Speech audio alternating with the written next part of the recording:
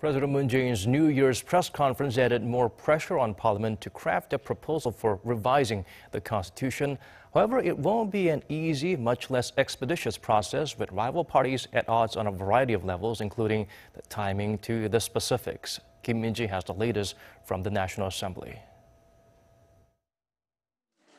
The ruling Democratic Party of Korea has called for all-out efforts from rival parties to reach an agreement on amending the Constitution, to have a bill ready by February and hold a referendum in tandem with local elections in June. I'm calling on all parties to overcome their minor differences, come to a conclusion, and fulfill the duties entrusted to us by the people, and to avoid the government having to decide the issue on its own. Rival parties have been engaged in talks to amend the basic law, since many see it as outdated and not reflecting social and economic changes since its last revision 30 years ago. Key sticking points up for deliberation include strengthening fundamental rights and regional autonomy, changing the government structure, and limiting the powers of the commander-in-chief. Pressure to speed up talks was renewed after President Moon Jae-in's New Year's press conference, in which he called on rival parties to reach a compromise on the revision by February and table a bill by March. President Moon warned that should Parliament fail to reach a deal, the government will prepare for the revision itself.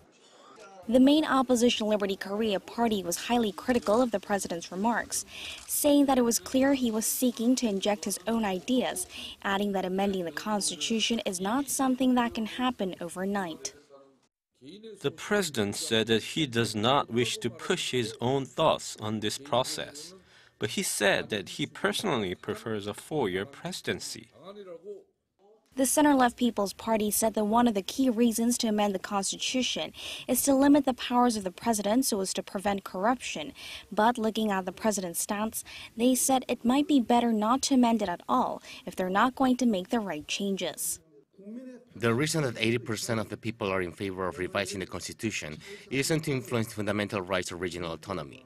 There is no point in amending it if they were not going to put an end to this concentration of power in the presidency. In the current setting, where the ruling bloc is short of a majority in the National Assembly, support from the opposition parties is a must. To take effect, the proposal first needs approval from 2/3 of sitting lawmakers and requires majority support in the referendum.